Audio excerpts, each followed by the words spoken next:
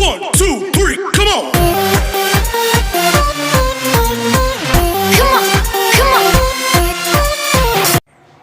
नमस्कार प्यारे विद्यार्थियों, आज हम कक्षा 8 का विज्ञान विषय का अध्याय 10 किशोरावस्था की ओर। इस अध्याय में हम मानव शरीर में होने वाले परिवर्तनों के बारे में पढ़ेंगे। तो आइए करते हैं शुरू अपना आज का अध्याय। किशोरावस्था एवं इसे यौन आरंभ भी कहते हैं। शरीर में वृद्धि जन्म से प्रारंभ हो जाती हैं, लेकिन 10 से 11 वर्ष की आयु में अचानक से तेजी से शारीरिक विकास में परिवर्तन एवं मानसिक विकास में परिवर्तन होने लगता है। तेजी से होने वाले परिवर्तन एवं वृद्धि यह दर्शाते हैं कि अब आप युवा अवस्था की ओर हैं, यानी कि आप में किशोरावस्था प्रारंभ हो चुकी हैं, जो कि किशोरावस्था 10 से 11 वर्ष की आयु में प्रारंभ होती हैं। किशोरावस्था जीवन काल की वह अवस्था जिसमें अचानक से शरीर में शारीरिक एवं मानसिक परिवर्तन होने लगते हैं। यह 11 वर्ष की आयु से 18 वर्ष की आयु तक की उम्र होती है, जिसे हम किशोरावस्था कहते हैं। यौवन आरंभ अवस्था में महत्वपूर्ण परिवर्तन होते हैं। लड़के और लड़कियों में जनन क्षमता का विकास प्रारंभ हो जाता है। यही है किशोरावस्था। यौवन आरंभ में होने वाले परिवर्तन, पहला जो परिवर्तन होता है वह है लंबाई में परिवर्तन। किशोर किशोरियों की लंबाई में तेजी से वृद्धि होती है और यह तेजी से वृद्धि अंत में 18 साल की आयु तक किशोर किशोरियां अपनी पूर्ण लंबाई को प्राप्त कर लेते हैं। उसके बाद में उनकी लंबाई में वृद्धि नहीं होती है। दूसरा जो परिवर्तन होता है वह है शारीरिक आकृति में परिवर्तन। इनकी शारीरिक आकृति बदल जाती है, यानी कि लड़कों के कंधे चौड़े होने लग जाते हैं और लड़कियों की कमर के नीचे वाला भाग चौड़ा होने लगता है। लड़कियों की अपेक्षा लड़कों में पेशियां सुदृढ़ और गढ़ी होने लग जाती हैं, दिखाई देती है, मजबूत दिखाई देने लग जाती हैं। किशोरावस्था में तीसरा जो परिवर्तन होता है वह है स्वर में परिवर्तन, यानी आवाज में परिवर्तन हो जाता है। जो स्वर यंत्र है जिसे हम लैरिंक्स कहते हैं, इसमें वृद्धि हो जाती है, यानी गले में एडम्स एप्पल दिखाई देने लग जाता है। लड़कियों की अपेक्षा लड़कों का जो स्वर यंत्र है वह अपेक्षाकृत बड़ा हो जाता है और लड़कों में स्वर यंत्र उभर कर गले के सामने आ जाता है, जिसे हम कंठमणि या एडम्प एप्पल कहते हैं। तो यह प्रमुख रूप से परिवर्तन होता है कि लड़कों की आवाज़ भारी होने लग जाती है और लड़कियों की आवाज़ पतली हो जाती है और गले में कंठमणि दिखाई देने लग जाती हैं लड़कों के। किशोरावस्था में तीसरा और परिवर्तन है लड़कियों का जो स्वर है तारत्व वह उच्च हो जाता है, यानी कि आवाज़ मधुर हो जाती है, जबकि लड़कों का जो स्वर है वह गहरा हो जाता है, भारी हो जाता है। तो लड़कों की आवाज़ भारी होने लग जाती है। इसी के कारण होता है स्वर यंत्र के कारण। किशोरावस्था में होने वाला चौथा परिवर्तन है जो श्वेत और तेलीय ग्रंथियां है, ये ज़्यादा क्रियाशील हो जाती हैं। ये ज़्यादा तेल निकालेंगी, ज़्यादा पसीना निकालेगी, तो इससे हमारी त्वचा चिकनी हो जाएगी और मुंह पर कील मुहांसे निकलने लग जाएंगे, जो कि ये किशोरावस्था के लक्षण हैं, कील मुहांसों का निकलना। आइए अब हम जानते हैं पांचवा लक्षण किशोरावस्था में होने वाला परिवर्तन, वह है जनन अंगों का विकास। इस अवस्था में नर जननांग और मादा जननांग विकसित हो जाते हैं।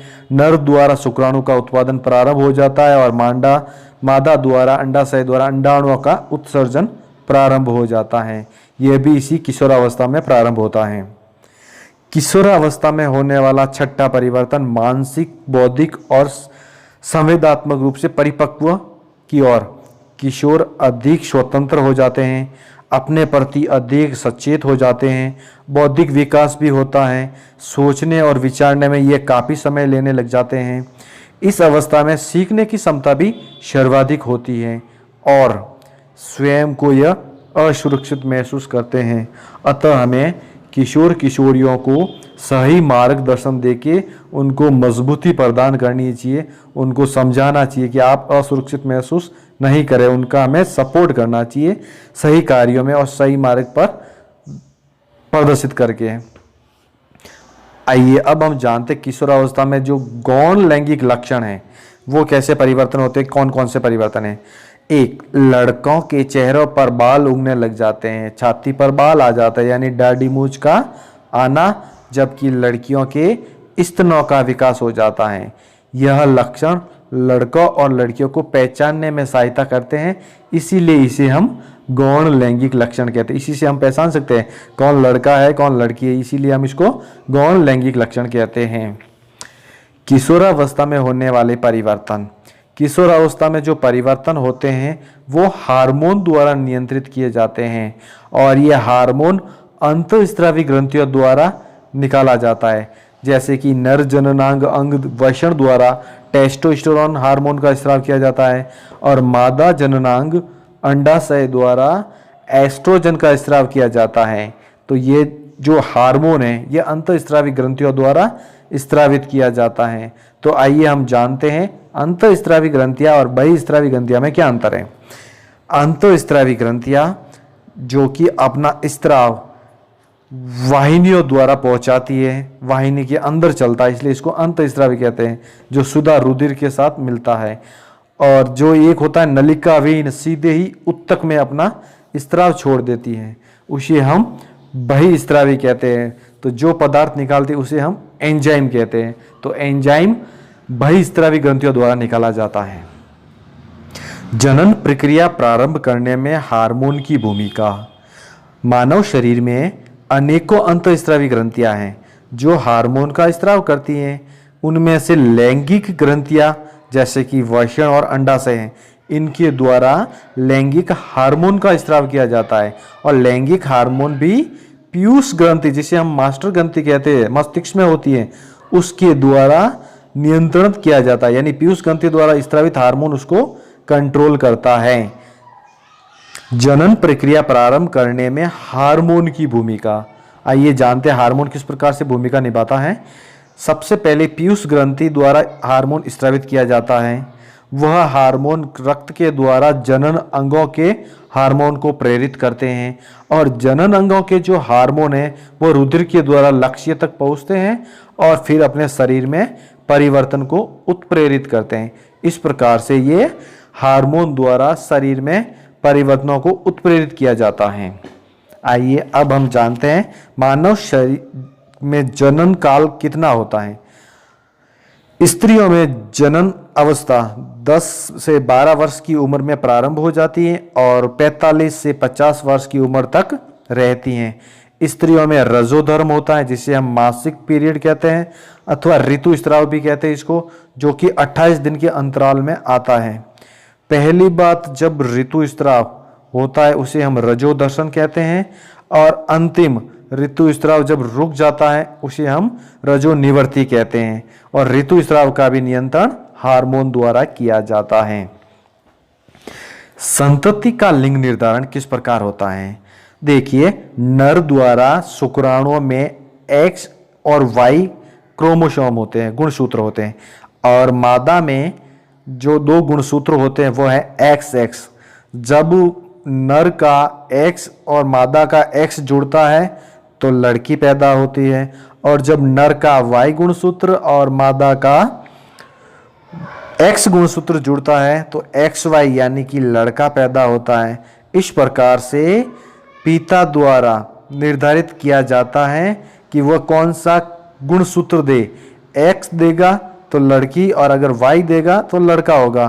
तो पिता द्वारा ही बच्चों में लिंग निर्धारित किया जाता है, होता है। और मानव में 23 जोड़ी गुणसूत्र होते हैं, उनमें से 1 जोड़ी होता है लिंग गुणसूत्र। शिशु के जन्म से पहले लिंग निर्धारण में पिता के लिंग गुणसूत्रों द्वारा किया जाता है। पिता द्वारा X अथवा Y गुणसूत्र देने से ही लिंग का निर्धारण होता है कि लड़का होगी या लड़की होगा। अगर पिता X देता है तो लड़की होगा और पिता अगर Y गुणसूत्र देता है तो लड़का होगा।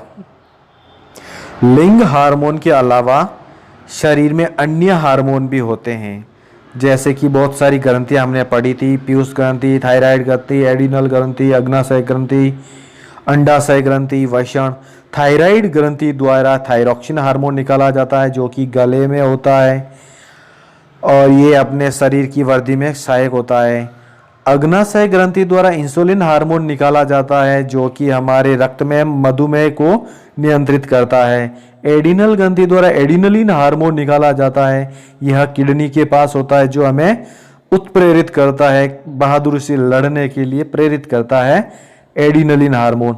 और पीयूष ग्रंथि द्वारा जो हार्मोन निकाला जाता है वह होता है वृद्धि हार्मोन, यह हमारे शरीर में वृद्धि करता है। इसके अलावा ये जितनी भी ग्रंथियां होती हैं उसको पीयूष ग्रंथि द्वारा स्रावित हार्मोन कंट्रोल करता है, नियंत्रित करता है, तभी ये दूसरी ग्रंथियां अपना कार्य सामान्य रूप से करती रहती हैं। पीयूष ग्रंथि हार्मोन स्रावित करेगी और उन ग्रंथियों को प्रेरित करेगी और ये ग्रंथियां अपना हार्मोन निकालेगी और अपना अपना कार्य संपन्न करेगी।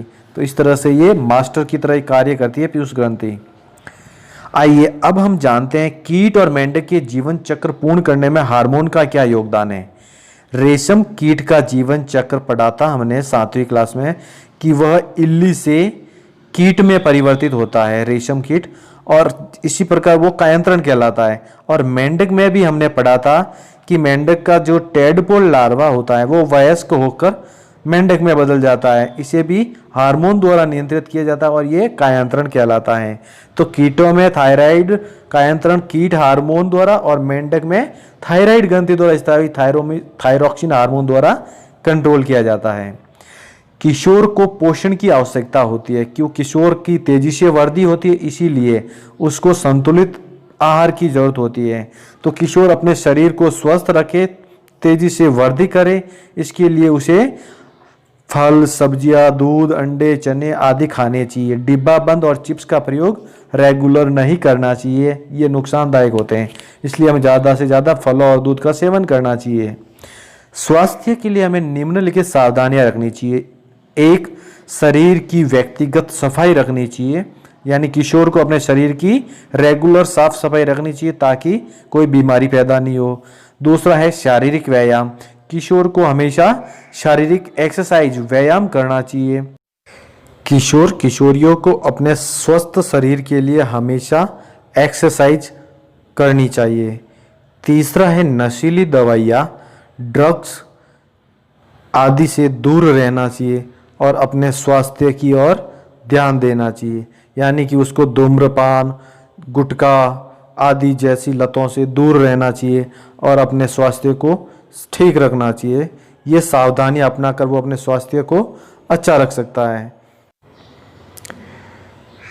किशोर द्वारा गर्भधारण, यानी किशोर किशोरियों द्वारा अगर 18 वर्ष की उम्र से पहले ही गर्भ धारण कर लिया जाता है या माँ बन जाती हैं तो उन्हें मानसिक बीमारियां और स्वास्थ्य संबंधी बीमारियां हो जाती हैं।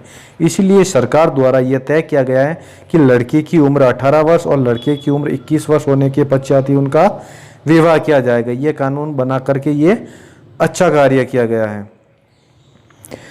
आइए आज हमने क्या सीखा जानते हैं। यौन आरंभ होने पर व्यक्ति जनन में सक्षम हो जाता है। 11 वर्ष की आयु से 19 वर्ष तक की अवधि किशोरावस्था कहलाती है और यौन आरंभ का आरंभ होने पर जनन अंगों में वृद्धि होती है। लड़कियों के स्तन विकसित हो जाते हैं और लड़कों के चेहरों पर दाढ़ी मूंछ आ जाती हैं। किशोरावस्था में लंबाई में वृद्धि होती है, यानी कि लड़कियां तेजी की बढ़ती है, फिर लड़के धीरे धीरे बढ़ते हैं, लेकिन 18 वर्ष की उम्र तक ये दोनों समांतर हो जाते हैं, यानी 100% पूरी लंबाई बढ़ जाती है इनकी। और यौन आरंभ एवं जनन अंगों का परिपक्व होना हार्मोन द्वारा नियंत्रित होता है। पीयूष ग्रंथि हार्मोन स्राव करती है, जैसे कि वृद्धि हार्मोन, तथा अन्य ग्रंथियां वृषण, अंडाशय, थायराइड एवं एडिनल आदि हार्मोनों का स्राव करती है जो अपने शरीर को उद्दीपित करते हैं। अग्नाशय इंसुलिन का हार्मोन का, थायराइड थायरॉक्सिन तथा एडिनलिन हार्मोन का उत्पादन करती हैं। टेस्टोस्टेरोन नर हार्मोन है तथा एस्ट्रोजन मादा हार्मोन है। गर्भाशय की दीवार निषेचित अंडाणु को ग्रहण करती है और आप तैयार करती है। निश्चय से नहीं होने पर वह रजो धर्म द्वारा उसका पुनः शरीर से त्याग कर दिया जाता है। इसे हम ऋतुस्राव कहते हैं। अजन्मे शिशु का लिंग निर्धारण इस बात पर निर्भर करता है कि युग्मनज में XX गुणसूत्र है अथवा XY गुणसूत्र है। अगर XX गुणसूत्र है तो लड़की होगी और अगर XY गुणसूत्र है तो लड़का होगा। और किशोरावस्था में संतुलित आहार करता है तथा व्यक्तिगत स्वच्छता का पालन करता है, यह महत्वपूर्ण है। उसको करना चाहिए अपनी किशोरावस्था में शरीर को स्वस्थ रखने के लिए संतुलित आहार और अपनी व्यक्तिगत स्वच्छता पर ध्यान देना चाहिए। आज का अध्याय यही समाप्त होता है। दोस्तों फिर मिलते हैं अगले नए अध्याय के साथ नए वीडियो में। तब तक के लिए जय हिंद, जय भारत।